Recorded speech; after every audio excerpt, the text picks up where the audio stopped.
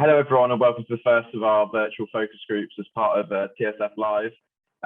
This is the first in an ongoing series that will be part of the TSF umbrella. We're joined today by some of the members of the ICOMIA Refit group, and ICOMIA is an association that's doing a lot of great work in the refit space in terms of pushing standards and really raising the level of the industry. I'm joined by Pierre from Monaco Marine, Toby from Pendennis, Rob from MB92, and Daniele from Amico. Well, I'll start with a nice, easy question then, and I'll aim it at Toby initially. How is the refit market performing? I mean, we've heard so much about the performance of the brokerage market and the new build market, but refit occasionally doesn't quite get the airtime that the other major sectors does. I mean, those apparently are going through a boom purple patch. How is the refit market performing? Well, I think the refit market does deserve to get the equal standing as the rest of the business industry, certainly. But to respond to your question, Rory, I think we're all pretty busy. The sale and purchase market has a direct feed into our businesses too. So if there are boats changing hands, upgrades to be made, the fleet's not gone anywhere, it still needs to be maintained and looked after. So I think we've all got lots of opportunities on the horizon, and yeah, we've kept busy during these difficult times. And Rob, what about from your perspective?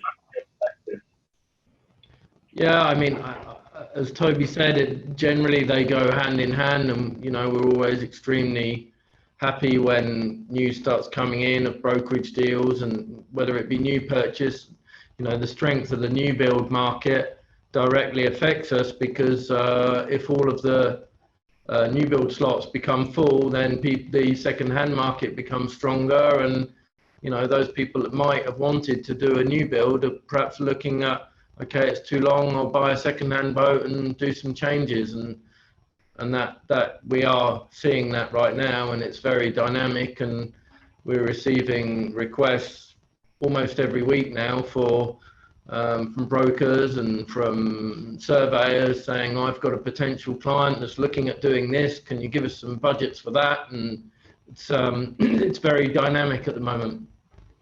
Daniele, Rob and Toby both mentioned the dynamism and the response the refit markets had to the second-hand sales.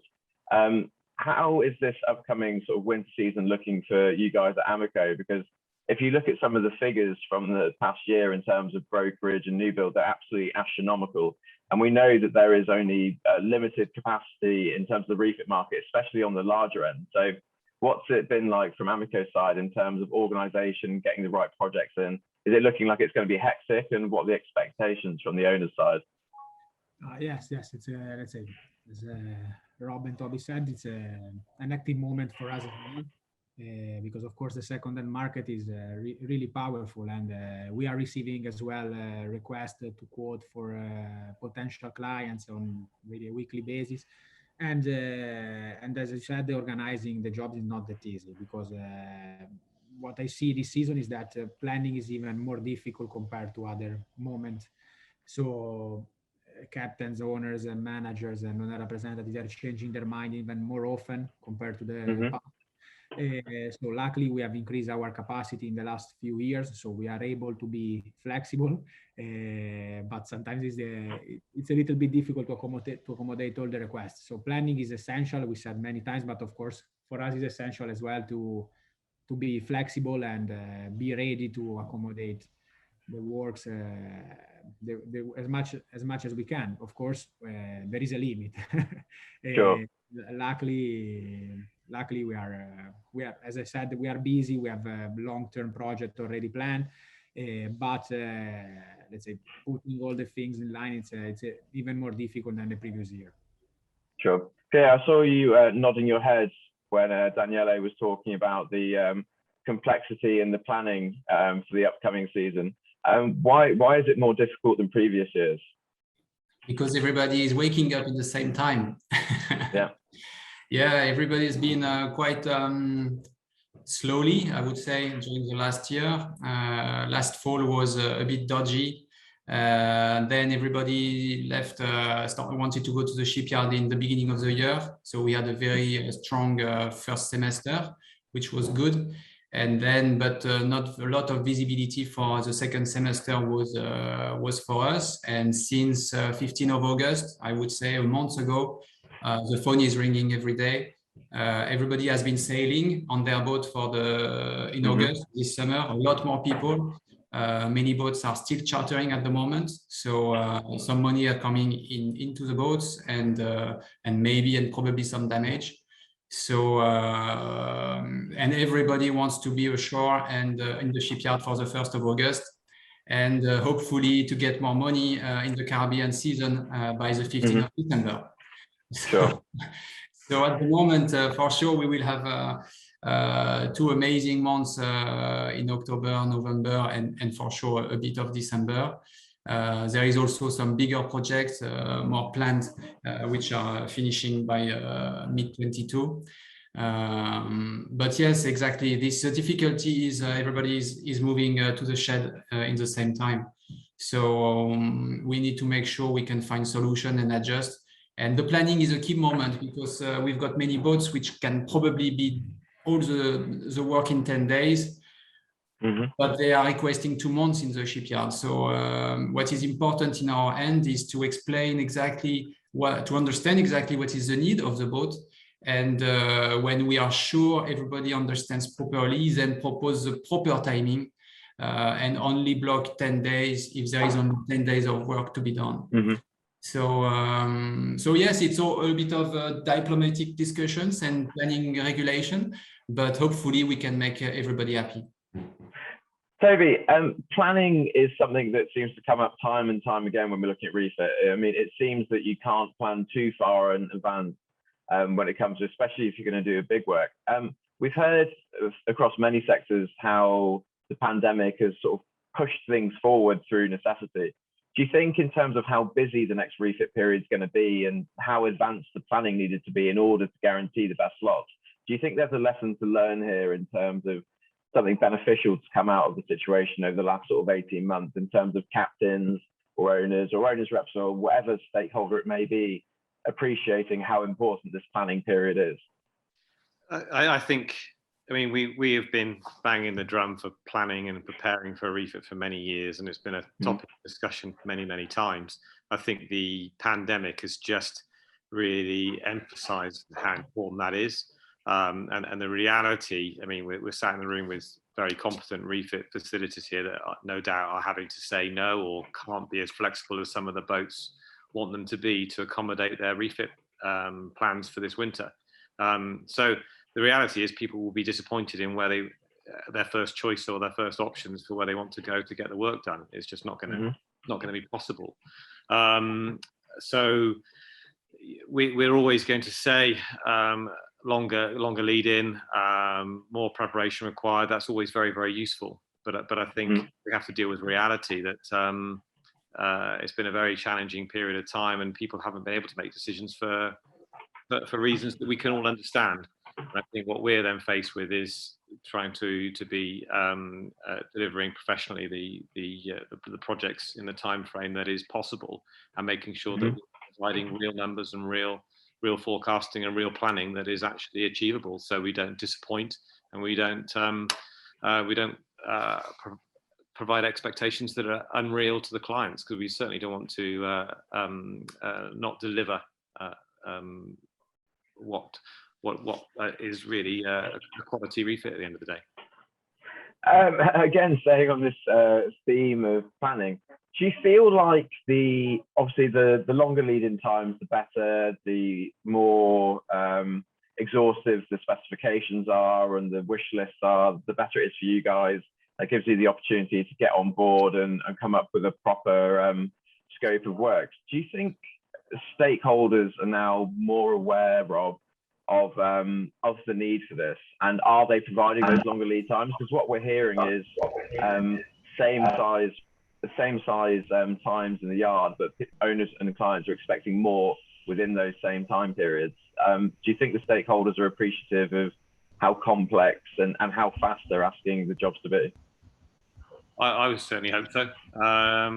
But it isn't just down to us either. I mean, there is a very complicated process of bringing together the supply chain to manage and to plan a refit. And it's not just about booking a slot and having the facilities to do it. You also got to source and secure the equipment with long lead times to be able to put a project together. So there are some things that are outside of our control. But I think awareness is improving, and we're getting, every year we're getting more professional as a unit, not just the yards, but obviously the boats and the engineers and the captains and the management involved. But like all these things, it's just trying to get everybody on the same page. There are different levels of refit businesses, different levels of service and provision out there, and that's part of this refit group is trying to do, is to bring together the quality businesses that are all moving in the same direction to make sure we satisfy the clients at the end of the day and deliver great projects. Sure. Rob, Toby mentioned the supply chain there, and obviously supply chain for every sector has been incredibly difficult over the last 18 months. Is it still a challenge for the refit yards, and has this had an impact on the approach that clients and stakeholders need to take with the refit yards in terms of lead-in times or realistic expectations for any particular work? Yeah, I mean, I think the sort of world raw material issues, whether it be chips or aluminium or even steel to an extent, have had an impact. But I mean, it's just another challenge, and that's our job as refit yards, to offer that kind of dynamism to clients and to see those things as part of the challenge, that they don't really change for any of us. And if we're struggling to get aluminium, we know that our builders are in Holland and Toby is in England, and that's just a life challenge, and our job is to try and present to the client the best possible solution. And you hope if you do a good job, then you can go and say, look, we're in contact with all the biggest suppliers, and what we're giving you is the best possible solution, and that's what our job is. I think going back to the planning issue, yes, for maintenance periods, for paint, and all of these things can be predicted. But what we're seeing now is new owners buying boats. And when a new owner buys a boat and decides that he wants to change it, those people are riding a wave of enthusiasm, and it's our job to try and help them into the industry. And if he wants to change all of the gold taps and make them silver for next season because he loves his boat but he hates that, then we certainly see that as part of our job. And then you kind of have to put the planning side apart, and it would be better to have a year's notice, of course, but it's definitely part of our job to deal with that, and it will never go away whilst we're serving. There is the maintenance side, which can be done better, and that might be, 75% of our work. But, we enjoy those kind of challenges of somebody turning up saying, this is the owner, he's just buying this boat. He's had the designer on board, he's come up with all these plans. What do you think? He wants it for June. And you look at it thinking, wow, good luck. But, the guy's got the enthusiasm, and you're saying, well, maybe we can do it. And in the end, where there's a will, there's a way, and you can't. Planning and pre-thought and good specifications, they give a more efficient product to the client because you've got longer time to contact people, you can plan the slot. So potentially for the person to get their dream at very short notice, it's going to cost a bit more money. But most people, if you sit down and explain that to them, they get it. They get it. We can say, if you come back next year, we'll do it for 10% less. But they don't want to. Who wants to do that? And so yeah, we've been working quite hard to try and deal with those kind of issues. I mean, it's a bit overused now, the whole agile concept, and everybody talking about agile the whole time. But I think it is an important part of our job to deal with both types of project. Daniele, something Rob mentioned there was pricing, and across a variety of superyacht sectors, pricing is always an issue. Obviously, competition is pretty stiff. There's a lot of people either shooting low and over promising and then charging more when it comes to change orders, whatever it may be. Do you think the market's attitude towards pricing is changing, or do you think there is still an issue with there being a slightly opaque approach to pricing within the superyacht industry? Obviously, from your guys' position working at quality shipyards, perhaps it's less of an issue, but do you see there's a clear differentiation between the way the top yards price and their uniformity versus perhaps some of the other yards that are a little bit less transparent in the way they approach things? Thank you for the easy question. So I try to be diplomatic as much as I can. No, other than joking, no, let's say, luckily, as you said, we work, all of us, we work for, let's say, key players in the market, and we tend to avoid kind of unfair competition. Is what I can say. Luckily, this year especially, and the year before, I've seen less competition of this kind. Let's say. Anyway, we keep our prices at the level we think are right, and of course we discuss many times, especially with Rob, we try to understand where is the competition, because the competition is not where we think it should be. We try to be clear with the clients, because of course you have, as everybody is saying, we have to manage the client's expectation. And of course, it is important, as Rob said, especially for new clients, new owners coming in the yachting business, it's important to avoid to make them burn at the first experience. So all the business, all the yachting, especially Refit, we have to be serious and to manage client expectation, to do our best to match it, but to be fair and tell them the truth since the beginning. And luckily, we are in a position where we can do it. And so it's about, anyway, the competition is still there. Sure. Pierre, I'm going to ask you another easy question like I did for Daniele, but what is the single largest challenge that you have in the refit market at the time that either for yourselves or for the industry as a whole that needs to overcome? Biggest challenge, you mean? For the year to come?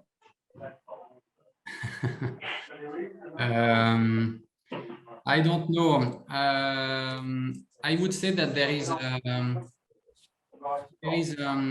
a competition by the shipyards in the north of Europe, which is becoming stronger. There is a biggest, more and more demand regarding facilities. In fact, the shed request is becoming more and more present. So, and we feel this into all the level of Monaco Marine shipyards as we speak now.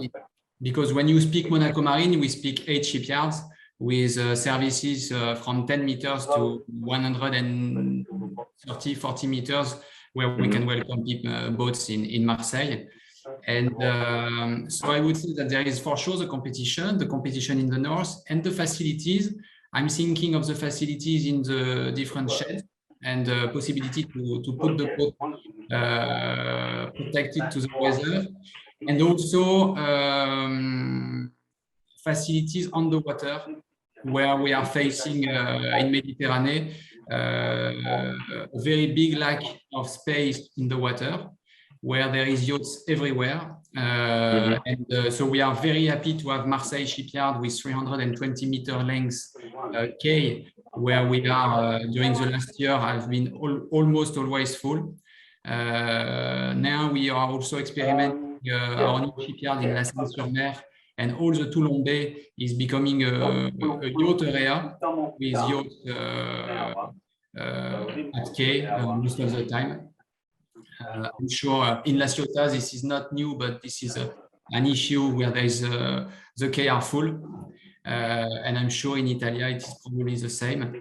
So so this is a difficulty which we are facing, and then especially, yes, we are facing some questions regarding direct contractors and direct work, even more and more, I would say. So this is interesting because on board boats, they know exactly what they want to do on their maintenance. They know who they want to work with, and we need to make sure the proposition of a shipyard like us, what is the added value exactly that we can propose. So this is interesting challenges for the coming years. Sure. Because we don't want to force people to work with a project manager if they don't need it, but in fact they need it more than they think they do. In fact. Sure. And Toby, what about the increased interest on the part of the new build market in terms of, we've seen over the last sort of few years a lot of the new build market ramping up in terms of their refit output. Do you see that as a threat or healthy competition? Is it a good thing for the market, or how would you differentiate the offerings between new build / refit and refit specialists? Well, I think even just looking at the forum here, we're all very different in terms of what we're offering to the market, and that carries on into yards which have a more dominant new build activity than refit. So I think everybody has their makeup as a facility and as a yard that's going to position them in a different way when they're talking to clients and talking about opportunities in the future.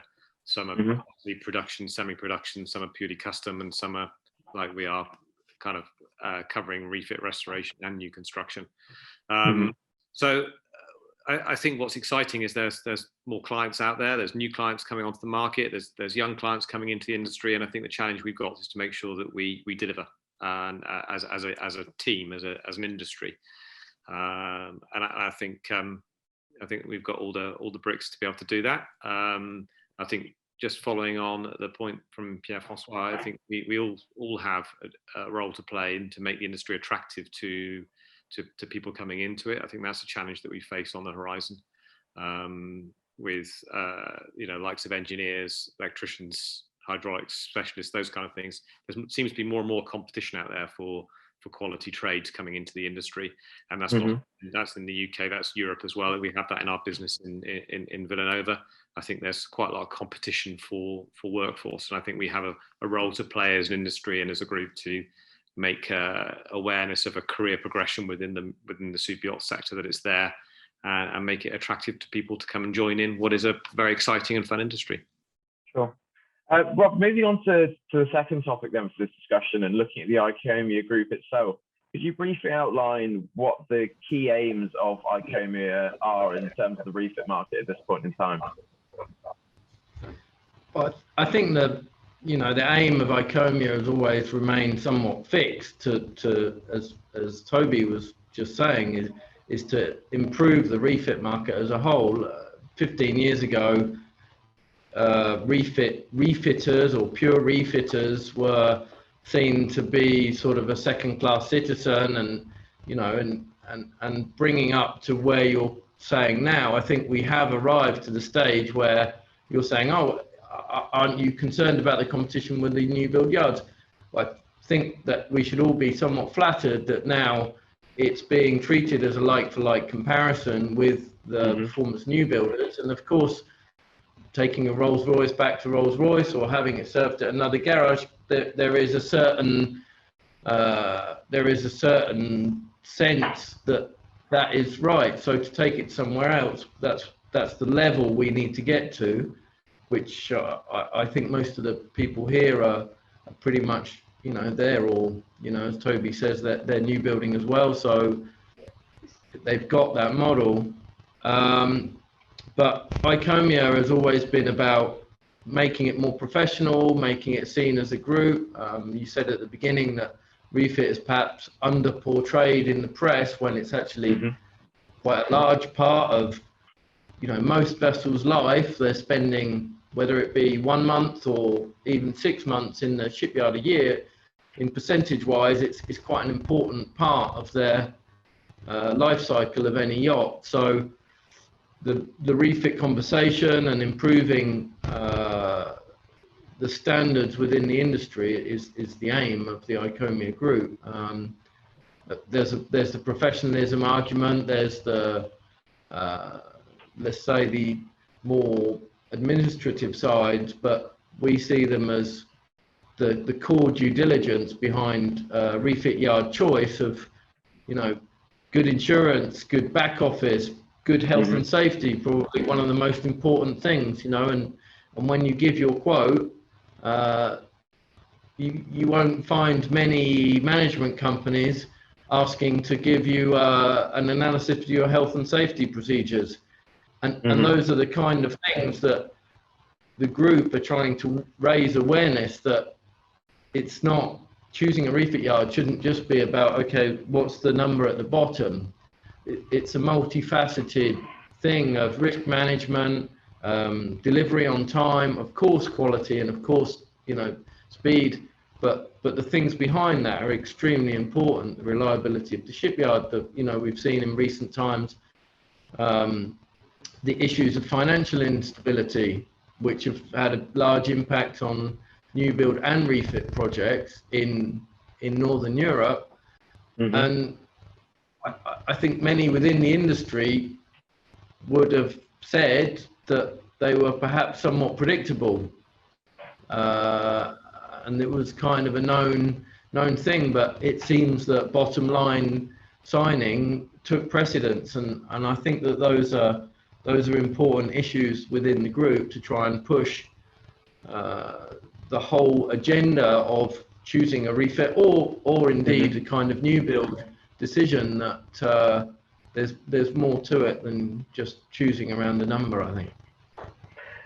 Daniele, a lot of what Rob was talking about there was about making the clients and clients teams aware of the complexity of refit work. It's not just a simple case of raising standards internally, it's about communicating the message of the full breadth and complexity of refit work, whether that be insurance, health and safety, and or a variety of regulations. How do we better communicate to owners' teams the nuance of choosing a refit yard without sounding like you're simply marketing or trying to downplay other yards?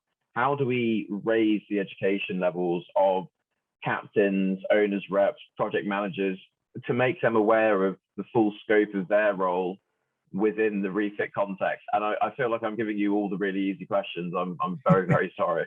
No worries. It's a matter of luck. No worries. No, anyway, we discussed this topic as well during the last ICOMIA meeting, I think, if I remember well. So how we can market it without looking boorish or thinking that we are the best. It's not easy. It's not easy, but the good thing is that are data. So you can show your insurance coverage, you can show your procedures. What is important is, as you said, educating people without giving them the message in an improper way. So we have to think about it as an industry, as a group.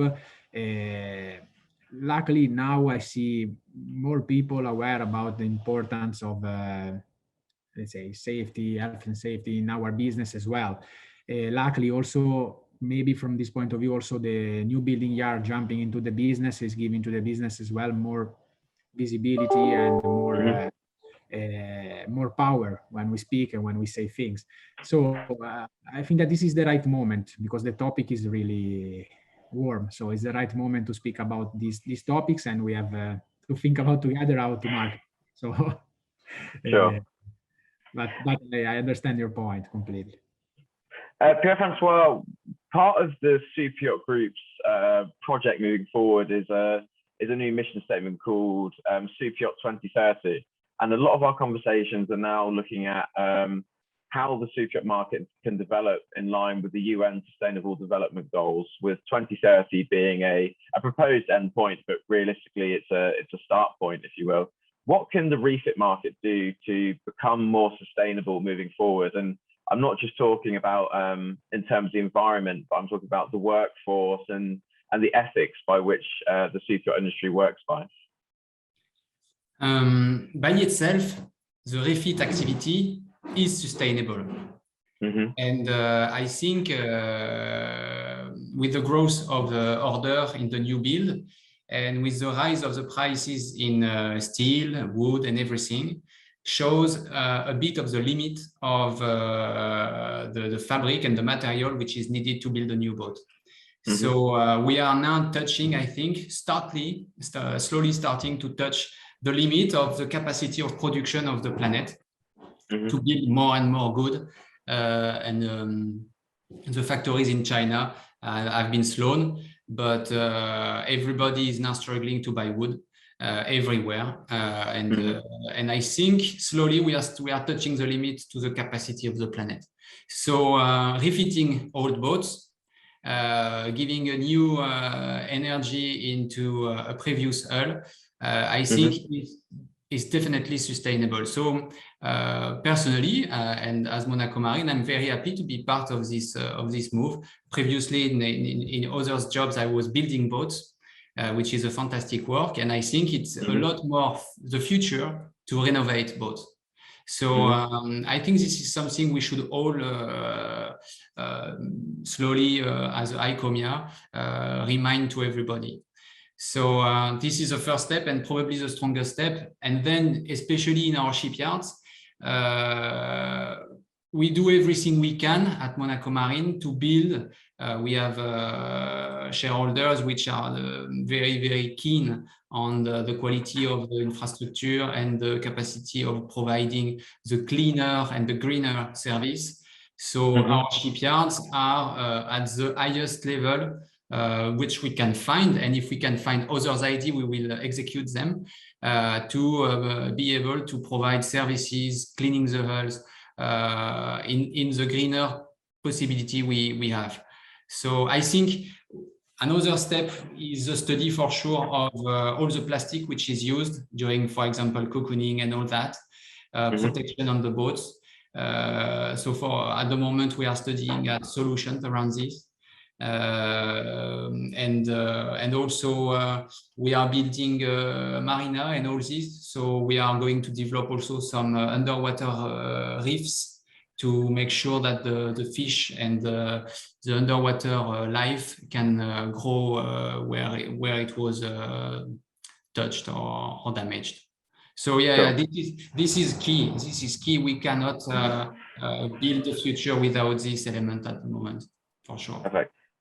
Toby, something you mentioned earlier was apprenticeships. And when we talk about sustainability, it's important not to just look at the environment and the market itself. What do you think the market needs to do, given that people are talking about a lack of skilled labor in certain areas? What can we do to make that element of the business more sustainable, as well as including things like diversity and inclusion?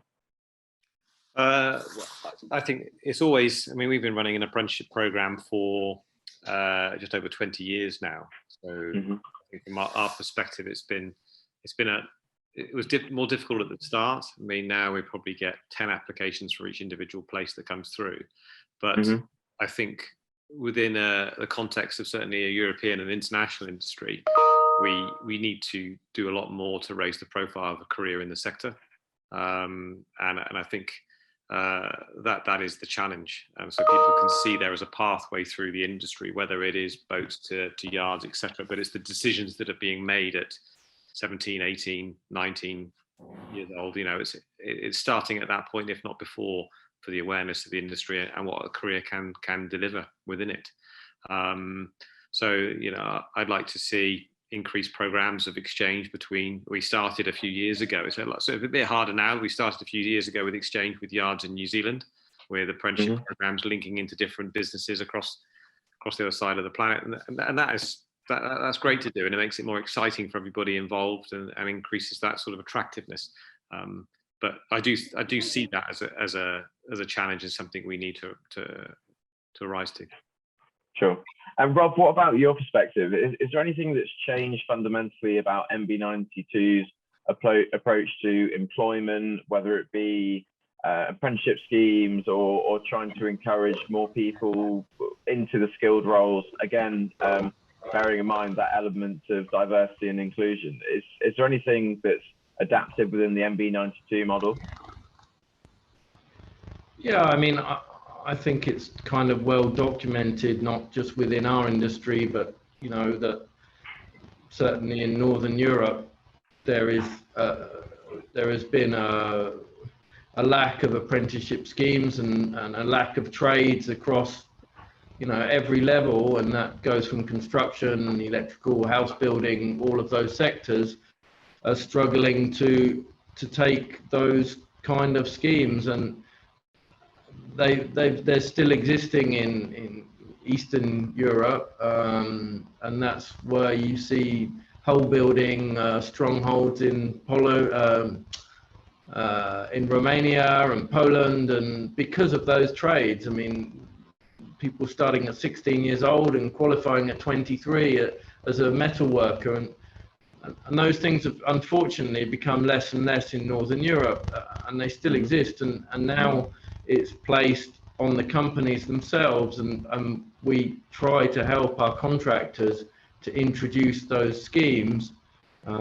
It's perhaps a little bit more fundamental, I suspect, that with a focus in Northern Europe on university education and all this kind of thing, that it's coming from quite a high governmental level, that if you don't go to university, you're somehow seen as a failure, which is such a shame, because you know, a fantastic woodworker or even welding, you know, when you see those guys that have been doing it for 10 years and they're only 25, to watch their skill is fantastic, and you know, it makes you feel very proud when you've seen those people come at a young age. But as Toby says, it is a bit of a battle, and we ourselves have to take hold of it, because it's not going to change, I don't think, within our countries, within our respective countries, in the short term. This lack of apprenticeship, and you know, Pendennis have been applauded for many years and won many awards for their work in that level, and it just goes to show how they've stood out for that approach, because it's lacking so much everywhere else. And yeah, but it really comes down to a company level, and Pendennis are employing their own craftsmen in-house, and they're creating it themselves, but off their own back, and that means that we can't wait to be driven by our governments to do those things. We have to take them on ourselves across the industry. We're not, you know, it's the same in the new build industry as well. Sure. And Daniele, looking from an environmental perspective, what can the refit market change, either in terms of processes within the yard or even materials that are used for refits? Obviously, to a certain extent, you guys have to work with what you're given from the new build market, and in that sense, there needs to be a lead from the front. But is there anything in terms of either materials or processes that you're looking into to make Amico more environmentally friendly? Yes, we are definitely looking into it. I see it easier for us to, let's say, to do better with our internal processes and with our infrastructure and material we use to perform the works, consumables and this kind of stuff, and especially in terms of systems. I feel a little bit more difficult for yachting in general to be environmentally friendly, to be honest.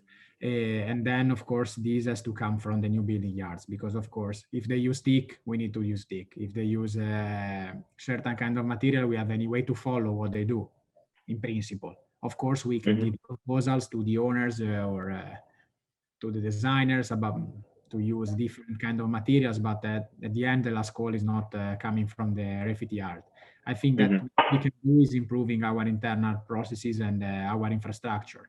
So luckily, we, as Amico, we started quite early, because let's say a clear example is are all the sheds that we have to perform the paint job. This reduced dramatically the amount of plastic we have to use to paint the boat. Same in terms of filtration of the paint while we are spraying, all the recovery system and all this kind of stuff that we are at really high standards since 20 years, I think. And then now is the same with our new marina. We have equipped all the berth with electrical power up to 1000 amps, so nobody has to stay on the generators.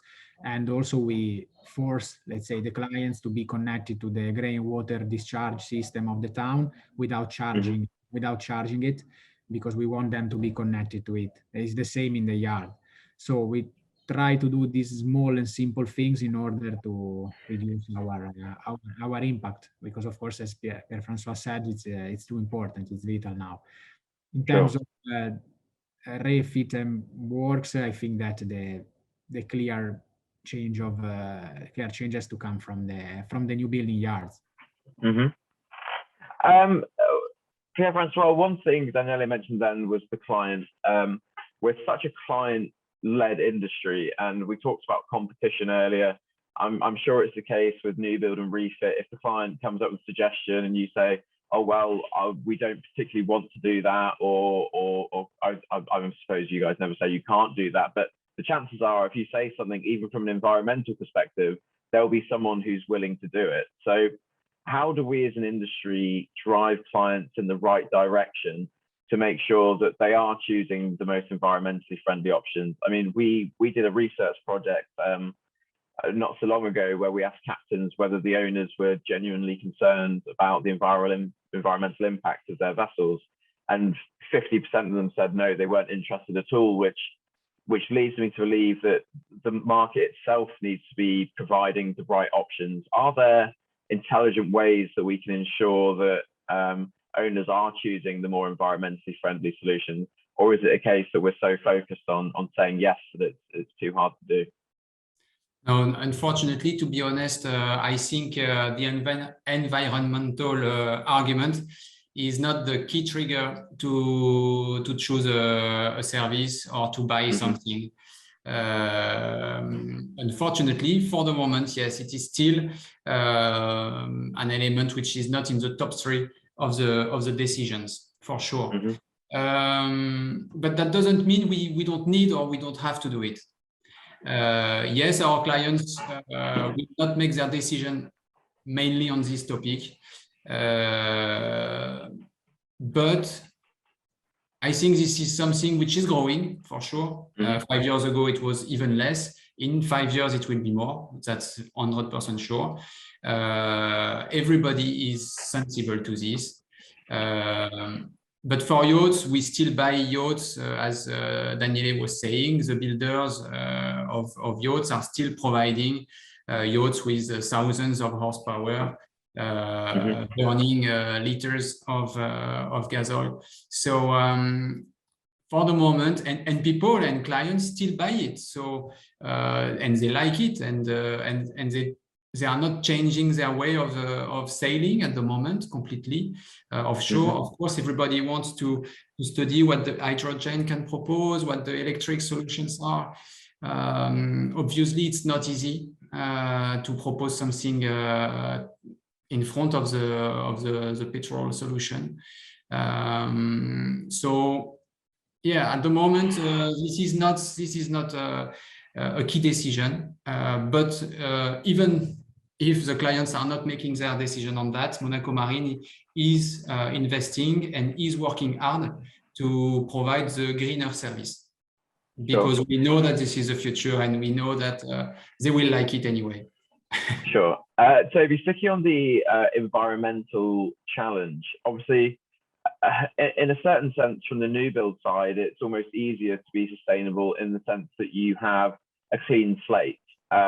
You can, if they want a hybrid propulsion system or whatever it may be, you're building from the ground up, and that's arguably easier than doing what you guys do, which is dealing with a legacy fleet. A lot of the boats that will be coming through your yard will not have been built with sustainability in mind. I mean, even if we look back 10 years or so, it was a term that was barely on the market's lips at that point. So how challenging is it from the refit perspective to bring legacy vessels up to a point where they are more environmentally friendly? And this may be looking slightly further down the line. It is quite challenging. I mean, I think the obvious topic that comes straight up is wood, and we talked about it a little bit earlier on. If you've got a boat you want to cut in half and extend by 15 feet, and it's got a teak deck on it, it's the client is going to expect the chunk of boat that you're putting in the middle of is going to be teak as well, and that will become more and more difficult to achieve and to deliver in the coming years. So from that point of view, new build yards have been investigating for a while now teak alternatives. Obviously, if you're building a 120-meter motor yacht with teak on it, that could probably service the refit industry for our little tweaks, changes that we need to do for several years. But but there is a certain pool of teak that is in Europe that is able to be used, but that's not there forever. So I think we do face those challenges already. And where we can change, I mean, if we've got when you're doing a whole new teak deck replacement of a refit, so you're renovating or refitting a boat, that's where a conversation could happen to say, right, you don't have to go back to using teak. And in fact, is that the fur coat on the dock? Is that the equivalent? Is it going to be frowned upon to be having a new teak deck? Do you want to take the lead and consider these alternatives that are out there? So we do have those choices. They're in our gift now to make. And there's an education and communication to guide a client through that and say, look, I know you've had this for 20 years on your boat, but there are alternatives. Let's have a look at it. And we have that choice to make.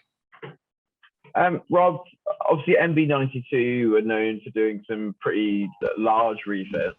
On this environmental topic and sustainability, are you finding there is an increase in demand at all from the client side to bring their boat up to more sustainable levels, or is it simply not on the agenda at this point? Yeah, I mean, as Toby said, it's very difficult to, and the larger the boat is, the more difficult in some ways it becomes, because the investment in a material becomes huge. So changing a teak deck on a massive 100-meter plus boat is huge, and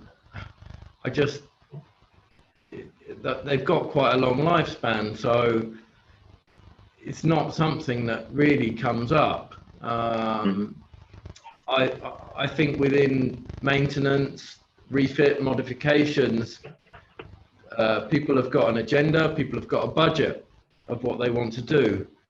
And there's not many owners that I think would say I'm extremely happy to spend this amount of money on maintenance and refit each year. It's a bit like servicing your car. If you were honest and it was free, you'd be happier. Let's face it, you pay it because you realize you have to, but if it was free, it would be better. And so the additional cost potentially that we're talking about of modifying things, have you thought that we could install, even if you start at a tenders level and say, we could convert one of your tenders to electric, or even potentially hydrogen electric if you want. They're looking at you saying, well, okay, roughly what might it be? So, well, I don't know, 500,000 maybe. And they're saying, oh, that's quite a lot. I'm already spending 5 million. And it's quite hard to introduce those things. We've done it on some projects, saying, well, you're changing the teak on the swim platform. Would you consider one of these alternatives? And there are a few alternatives that generally are different to teak, though, and people they're just not prepared to do that at the moment. And to go back to your original question, I think the larger the boats are, the harder it is, because the risk becomes bigger, the financial difference becomes bigger.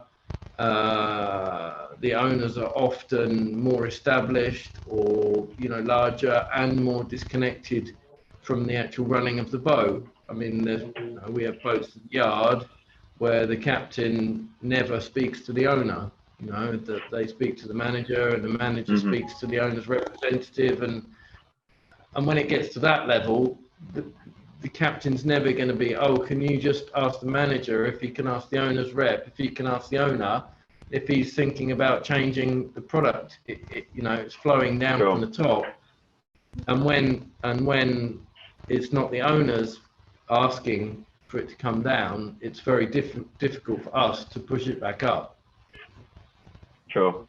As a final question then, Daniele, to try and put a bit more positive spin on this, what would be the most positive change the refit industry could make in the next 10 to 15 years?